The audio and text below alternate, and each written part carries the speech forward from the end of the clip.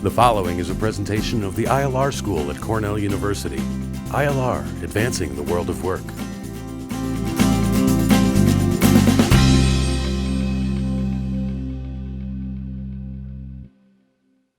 Hi, I'm Kevin Hallock. Welcome to week one of the second 70 years of the ILR School.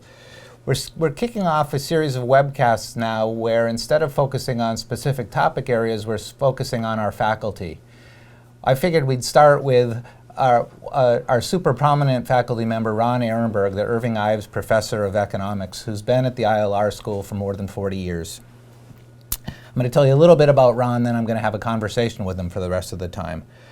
Ron is the Irving Ives Professor at ILR. He earned his PhD from Northwestern University and his undergraduate degree from Harper College at now SUNY Binghamton, and holds honorary degrees from Binghamton and Penn State University, and lifetime achievement awards from all sorts of associations, including the Society of Labor Economists and the Association for the Study of Higher Education. He's been a passionate undergraduate teacher for his entire career and has been a staunch advocate and supporter and mentor of junior faculty and his own students, and caring about their well-being in the academy and in their own personal lives. He's chaired PhD committees for 45 students, many of whom are now leaders in the field of education, public policy, and industrial relations. And he spent 3 years as Cornell's vice president, a term as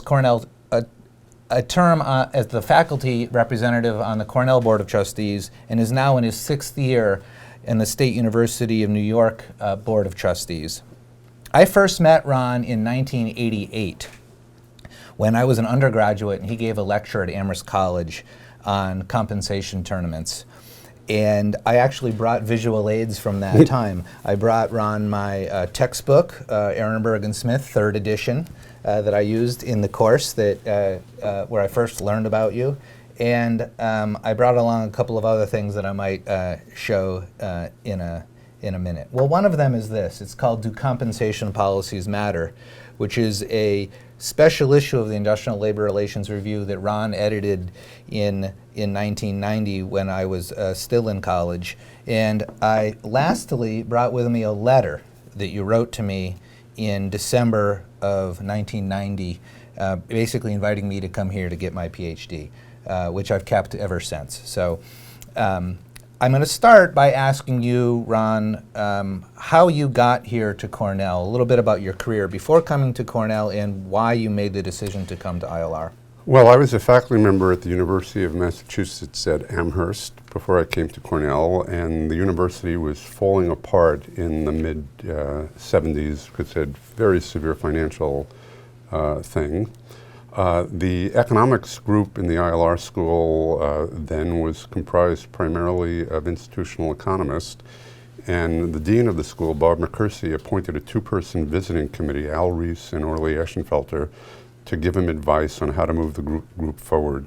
And it turned out that my name was high on the list. I didn't want to come here because I was sort of nervous about being typecast narrowly as a labor economist, and I was nervous, even more nervous, about being in an interdisciplinary school. But of course it was the best decision that I've made other than marrying my wife, because I have thrived in the ILR school, and I have loved having colleagues from various disciplines who I talk to at different times depending upon what my interests are. When you came, you also were appointed a faculty member in the College of Arts and Sciences. Is that correct? That was primarily for my own ego, because at the time I thought it was important, but in truth it was not important to me. So economists have some sort of affiliation with their discipline. We've had a merger of the economics department with the ILR Labor Economics group and the group in College of Arts and Sciences. Do you think that that same sort of thing might apply to young scholars we're trying to recruit to Cornell now? Well, I don't know. I mean, that's a very, very interesting question. I mean, one of my concerns is that because economists in arts and science economics departments tend to value primarily theory and methods, I worry that we may have difficulty in the future recruiting people who are interested primarily in policy issues, which is what those of us in ILR are. But we will see. Right. We will see. So back in, when I was preparing for my first meeting with you, which was in 1988, when you gave a lecture at Amherst College that I went over to see on compensation tournaments, I, at the time, went to a publication called Who's Who in Economics. And I copied these two pages, which I still have in my textbook from your course at the time. And this was a listing of your professional accomplishments, papers you had in the American Economic Review, the Journal of Economic Theory, American Economic Review, Journal of Political Economy, the very top general interest journals in economics. But it also listed your areas of interest. You talked about focus on interaction of government and the labor market. You talked about evaluating the effects of labor market programs, legislation, institutions, and labor market outcomes in public policy. And you talked about sort of research in those areas using rigorous economic and econometric methods on what I think we would term traditional mainstream labor economics work at the time. So are there, including work, one of your papers in one of those very prominent journals that has the word church in the title. Mm-hmm. Do you care to sort of talk about some of those, and then later we're going to transition to your more recent work on higher education? Well, one of the things that I was worried about when I came to the ILR school was that my work would be very, very narrow and just focus on traditional labor market topics. But in fact, that has not been the case. Early on, I did study collective bargaining in the public sector and labor markets, public sector, and evaluation of labor market programs. But then and I did write this really famous paper on the economics of religion, but then my interest evolved over time, and I started working on compensation policies, and compensation policies not only in the private for-profit sector, but in the public and the nonprofit sector. And then my parents were both K-12 school teachers, so it was sort of natural for me to go back to my heritage, and did a lot of work working on K-12 education. And one of the things that I have really appreciated about the ILR school is the fact that faculty members have the flexibility to move as their interests change and as the important research topics change, and that's just been wonderful. So in a decade or so after that, you made a move over to Day Hall. I did. And then you changed gears entirely. So this is the late 1980s, and these topics that I'm reading from your bio, which I suspect you had something to do with writing. And there was not a discussion at all of economics of higher education in there. So how did this start? So very, very interestingly, it started in 1977 when I came up for promotion to full professor, and 3 trustees tried to block my promotion because they did not like testimony that I had given in regulatory proceedings. And the president of the university, Frank Rhodes, who had just gotten here and did not know me from a hole in the wall, basically said to the trustees that academic decisions are best left to academics, and my promotion went through. The then dean, Bob McCursey, was hesitant to tell me about that because he thought I was going to jump ship. But in fact, that event uniquely tied me to Cornell because I was so proud that a president would stick up for his faculty that way. And I wanted to do something to help him. And so as an economist, you say, well, I'll be on the faculty budget committee. And we sort of start talking about these issues, and the one issue is we didn't have enough money to compete with the richer schools in terms of our financial aid policies. And we hit upon the idea of doing preferential packaging, which is we want all of our students, but we want some more than others. So the ones that we want the most will give more grant aid and less loans, and the others will have larger loans and less grant aid.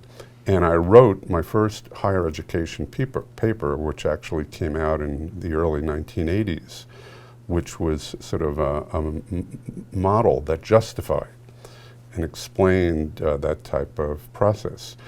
And then over time, Frank and the series of provosts that he was working with persistently involved me, just as they persistently involved you when you got here, in leadership activities relating to the university. And since I was serving on committees and doing research, I thought I might as well start teaching. And before I knew it, I was a Cornell vice president. It's interesting to me that you said that your first foray into this was the university's financial policy committee, which is exactly my first foray into the university's administration. A little bit later, but exactly the same thing, which you got me involved in. I promised you I would. Yeah. Okay.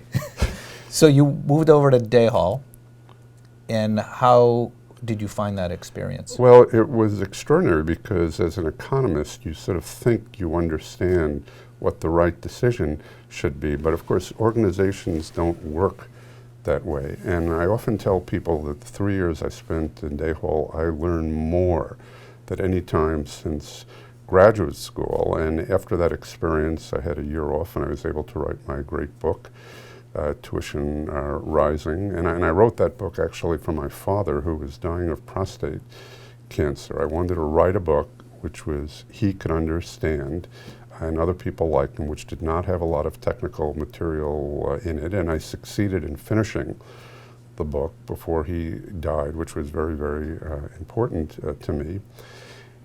And then I had a choice, and the choice was, should I go someplace else, since I know so much, and be a president at a major research university, a provost at a major research university, or should I come back to the faculty? And Frank Rhodes said, you would be a wonderful provost, do it.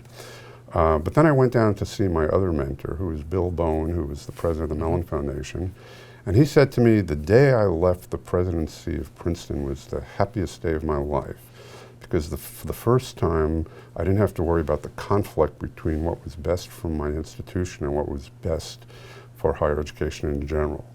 You have the opportunity now to worry about what's best for higher education in general. So I said to him, well, would you give me some money to help me do that? And Bone gave me some money, and I also had money in the early years from the Atlantic Philanthropies, which is a Cornell-related foundation from Chuck Feeney. And so for this now is our 18th year of the Cornell Higher Education Research Institute, and it has been heaven because during virtually the whole period, I had the freedom to work on whatever I wanted, and it just has led me to levels of professional success and influence that I never dreamed that I would have.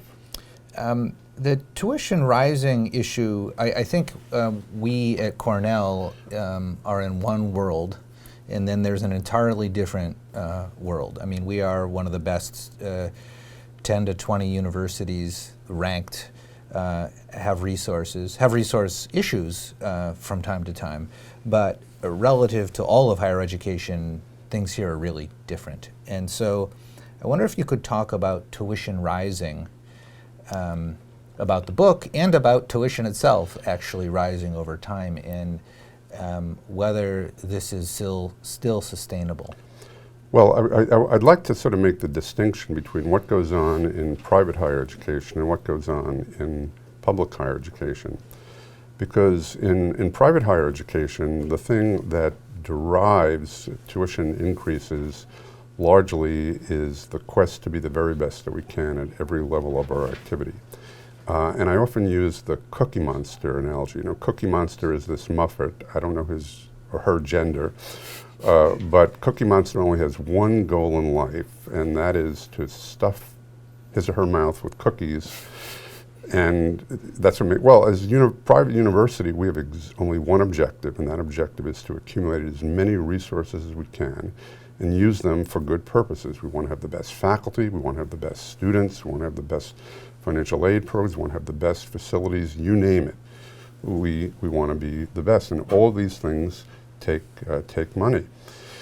And because of where we stand in the hierarchy of institutions, everybody wants to come here because they instinctively understand that where you go to college matters almost as much as whether you go to college. So there are long lines of applicants waiting to get into Cornell, and each year our acceptance rate goes down. So there have been no market forces that have held back our tuition increases. But again, during all of this time, students have been paying more, but they have been getting more. In public, and I'll come back to your question about what the future is like in a moment. In public higher education, they have the same objectives we do, but they don't have the resources. And in fact, over the last 25 to 30 years, the resource base of public higher education has not kept up with private higher education because even in periods when we're not in a recession, there actually are cutbacks in public funding, the states have not been able to increase their appropriations at the same rate that cost or prices and enrollments have been increasing. So as a result, in public higher education, tuition increases have largely been driven by the failure of state support to keep up.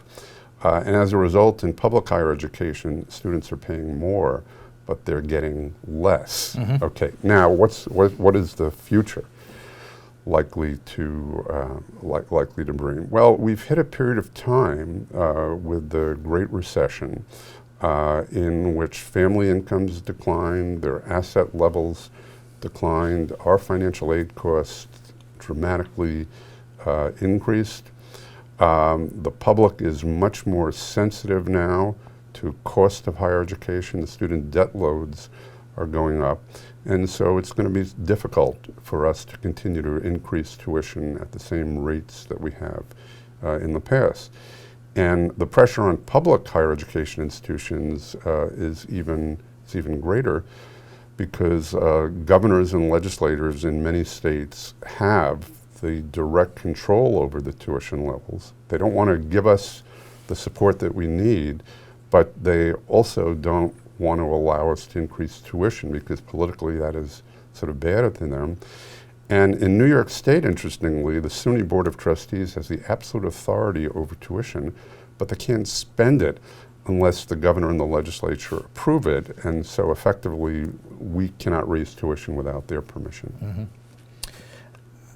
ILR has been doing quite well in terms of diversifying the student body.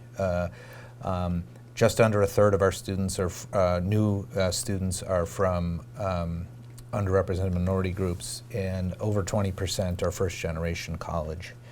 And again, ILR is one thing, Cornell is one thing, but in general, what would you say, or do you have concerns about disparities by demographic group in access to higher education? Well, yeah, so the U.S. used to lead the world in terms of the share of our young adults who had some college education.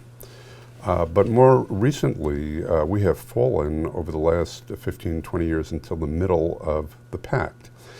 And in a world where there's knowledge-based economy, a higher educated population is absolutely essential for us to raise our standard of living.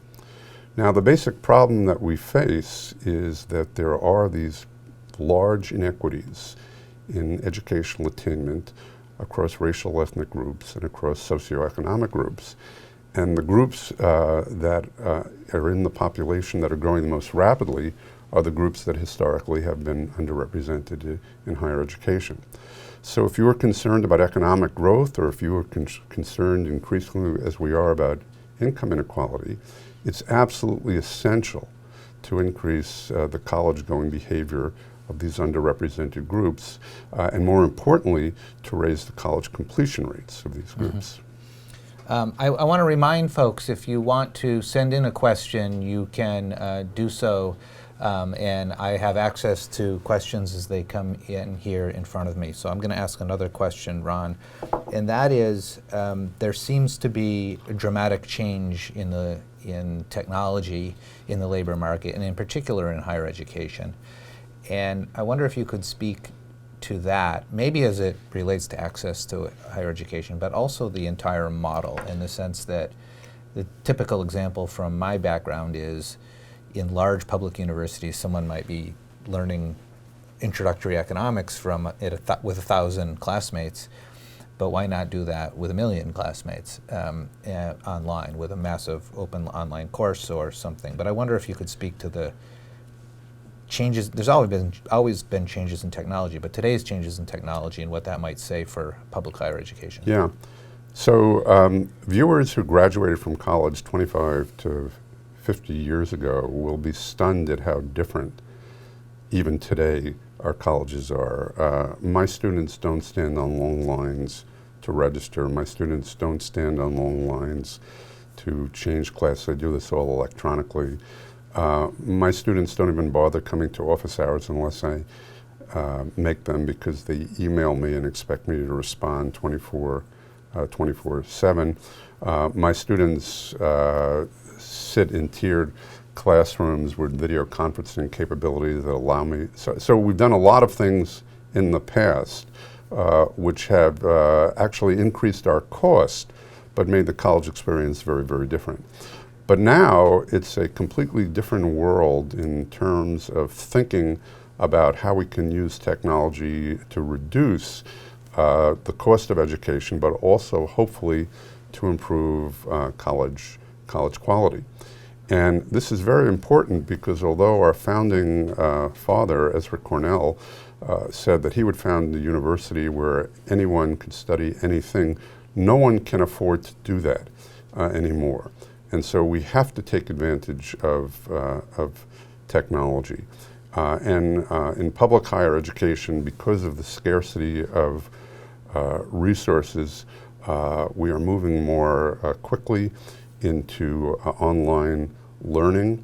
And it's sort of interesting that the viewers may have heard about MOOCs, massive open online classes. For places like Cornell, we are developing these primarily as a way of branding the university.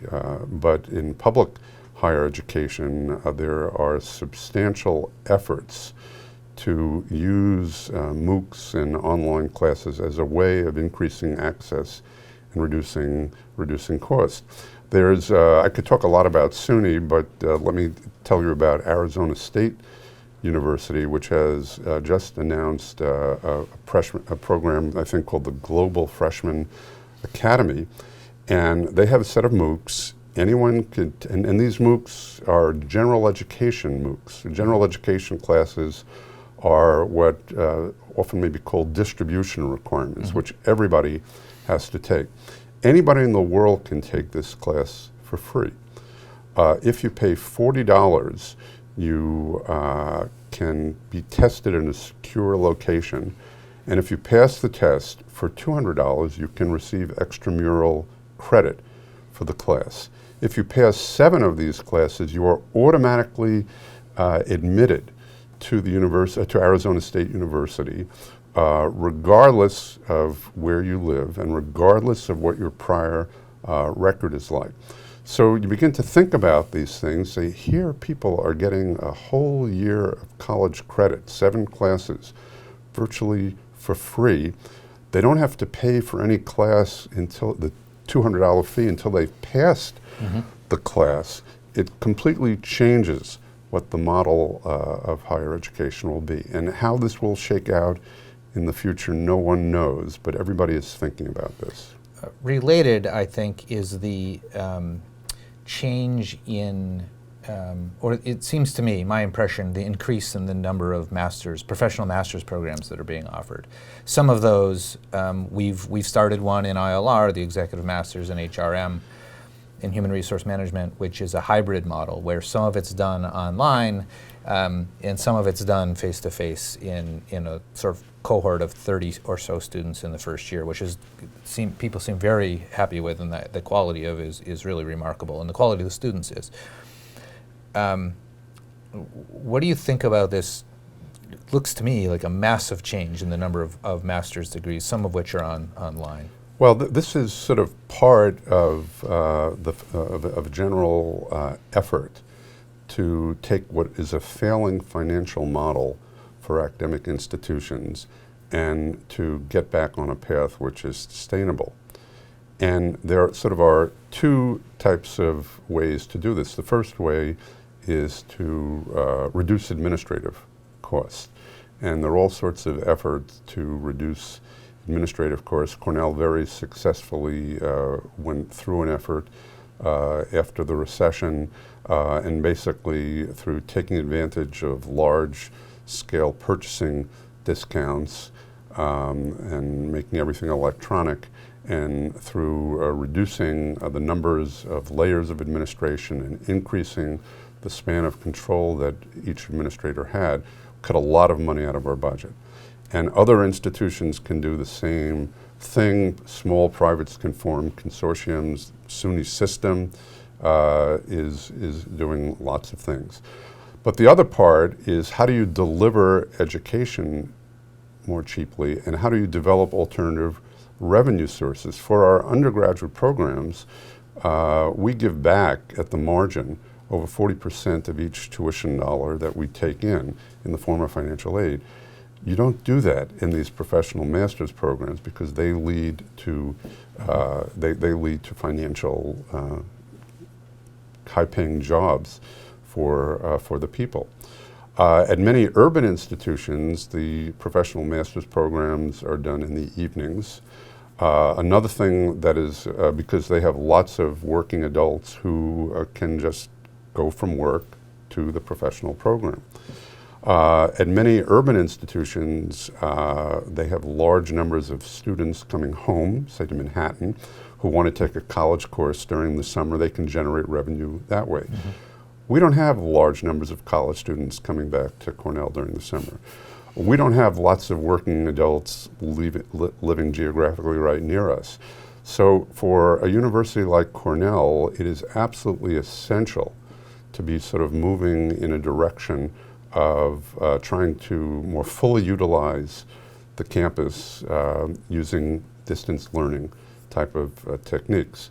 But as the faculty is fond of emphasizing, we do these things primarily for academic reasons, and if the money comes, it's wonderful. We don't do it primarily for money if we can't develop the high-quality academic program that we want. Another issue that I've been reading a lot about, and others have too, is this worry about liberal arts in today's economy, and the change in the liberal arts education over time. When I read the history of the new history of Cornell that just came out, there was a talk about the crisis in the humanities in the 1960s. That seemed, the historical account seemed similar to the fears of people today. I wonder if you could speak about that, the humanities and the liberal arts in today's higher education. Well, I think that several things have happened. I mean, students are much more concerned about jobs now because of the recession. I recently went back to the 50th reunion of my college, and I observed that none of us were in high-paying type of positions, because when we went to college, the unemployment rate was low, and we went back and we knew we were going to find jobs afterwards. We weren't primarily interested in money, and we really viewed college as a thing where we're going to learn about things that we didn't know, mm-hmm. and go forward. Today, students are obsessed with what the future is going to bring, and they begin working on their resumes, and we see this in ILR as soon as they come here as freshmen. And in public higher education, we see it because in a number of states, through trustees of the universities or through the state legislature, they now publish information on the earnings of graduates by college and major. So all of the pressure is to study something that will lead to a high-paying job. Well, how do we get around that? I mean, one of the ways we get around it is do what we do at ILR, where we infuse the curriculum with the liberal arts and sciences, because we know that's what's important to the students in the long run. It's not just getting the first job. The other way we do it is that many of our students now have 2 or 3 different majors at the university that they, and in SUNY the chancellor advises major in what you love, but make sure you get enough courses in other fields to get yourself a job afterwards. That's interesting because there's been a dramatic increase at this campus in the College of Arts and Sciences, for example, of students double majoring. So that may be exactly what Chancellor Zimpher is saying, that major in your passion and also major in something else.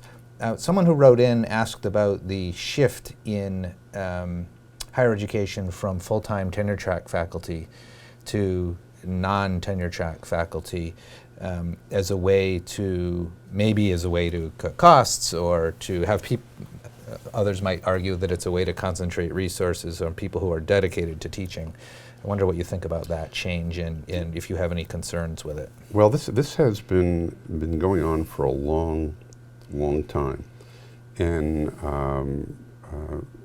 today, less than 1/3 of the faculty teaching in American higher education institutions are full-time tenure and tenure track. And I've worried about this a lot during my career. I wrote a paper with Liang Zhang, who is now at Penn State University, where we looked at the impact of having adjunct-heavy faculty and full-time non-tenure track faculty, heavy teaching staff on undergraduate students' persistence and graduation rates. And we found, on average, students did better when they have full-time tenure and tenure-track faculty. That's not necessarily because we are better teachers, although I think some of us are, and some of us can excite the students with our research, but it's because the people in these non-tenure-track positions often are trying to make a living, very poorly paid, multiple jobs, no office space, whatever. Recently, there has been an increase in the usage of non-tenure track full-time faculty, especially at the major research universities, who offer compensation levels sufficiently high that they can attract very well-trained and talented people. And there was a recent study by Morton Shapiro, who is the president of Northwestern University, and a colleague, David Figlia, who is an outstanding education economist, that showed that at least at Northwestern, the full-time, long-term non-tenure track faculty outperformed the regular tenure track faculty in the teaching of introductory level classes. And I expect that as a way of conserving resources and also of improving the quality of undergraduate education, we may see more of that at places like Cornell in the future. I have 2 related questions. One's coming from here, and one I was just thinking of this related to that. And one is, what would you tell a junior or senior in ILR or somewhere else at Cornell or in SUNY, the SUNY system, who's interested in getting a PhD and becoming a tenure track faculty member? What is your level of optimism about that career path now? Well, what I tell all of my students is if you want a PhD, and remember, economics is a field with pretty good non-academic alternatives. If you want a PhD, get a PhD in economics only because you want to be a tenure track position at a place like Cornell or a selective liberal arts college, don't do it unless you get to the very best university in the world for PhD training, because the numbers of these positions are going to keep shrinking. On the other hand, with a PhD in economics, you can do many things, and so try to get some exposure to what non-academic economists do and see if you would be happy doing that. For the humanities, it's a much more difficult situation, and I wrote a book a number of years ago on PhD study in the humanities with Harriet Zuckerman and Sharon Brooker from the Mellon Foundation. It's longer time to degree, and the non-academic alternatives are not very good. So for the humanities, you had better be sure that this is what you love and that you want to do because the light at the end of the tunnel may be very, very dim. You've written and talked about trustees and presidents, and I wonder if you could comment a little bit, especially in light of yesterday's news of a president stepping down immediately at the University of Missouri and the chancellor saying he would step down at the end of the year.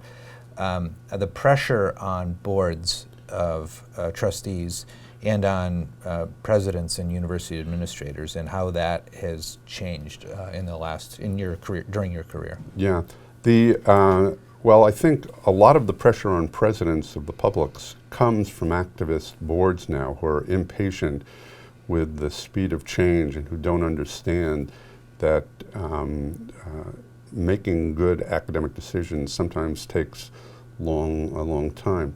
But it's very interesting when there was a case involving Penn State University a number of years ago. Jerry Sandusky, a football coach who did bad things and led to the resignation of the president. And when I talked to David Skorton about it, David said to me two things. The first thing he said was, you only know what you know. You don't know what you don't know. Well, in this Missouri case, the president and the chancellor should have known what was going on.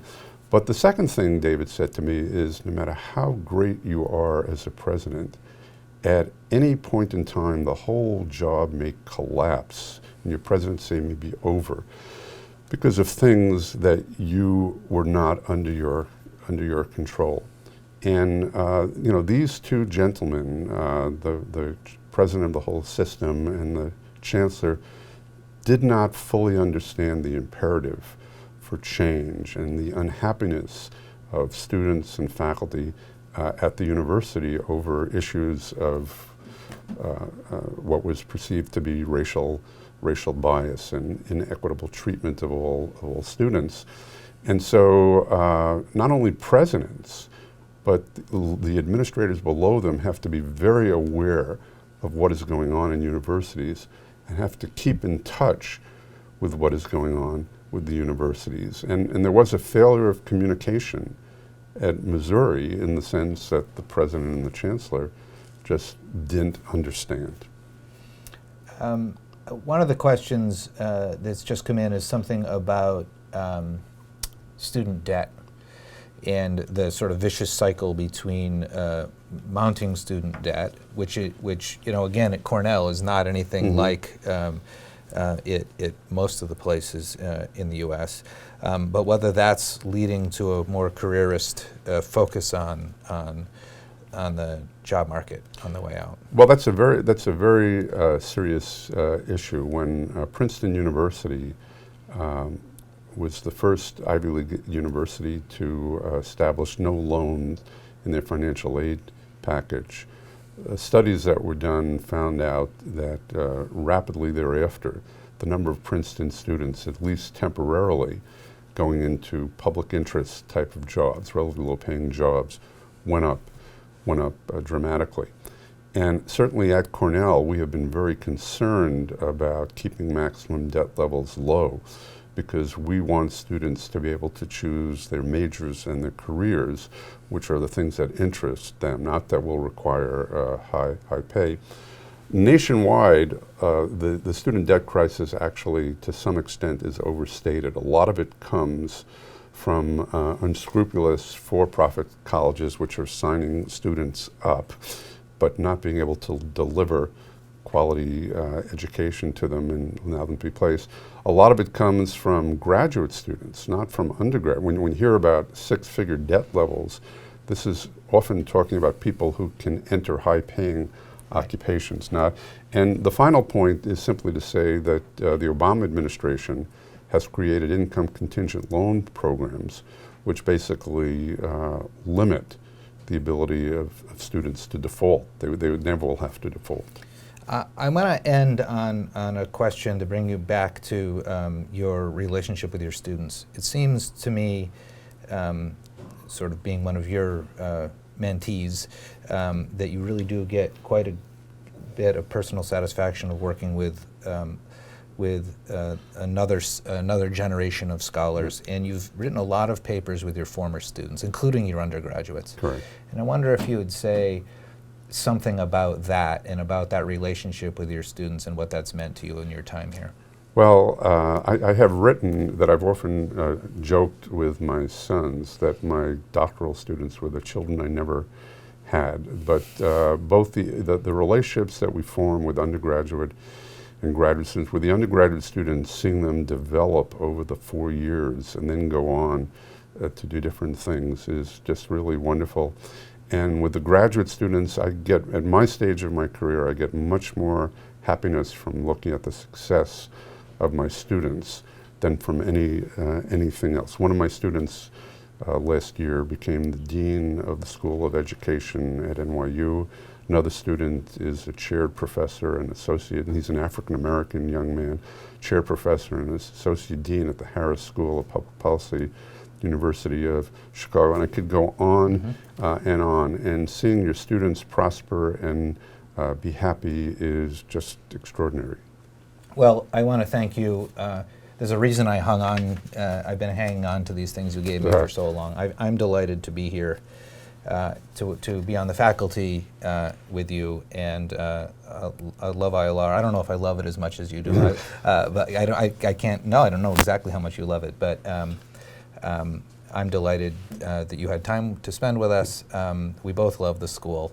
I hope that shows. And so I want to... But before you sign off, can I just interject that if people have provided email addresses, I will try to answer questions that were sent in that weren't answered tomorrow. Yes. So Ron, if you send in a message, Ron will try to respond this week to those you don't know how many there are. No. So thank you very much. As I said, this is the first in a series of these that we'll be doing with the faculty, and we look forward to those. And I'd be happy to hear from you on other topics as well. You can write to me directly. So thanks very much, and we'll see you next time. This has been a production of the ILR School at Cornell University.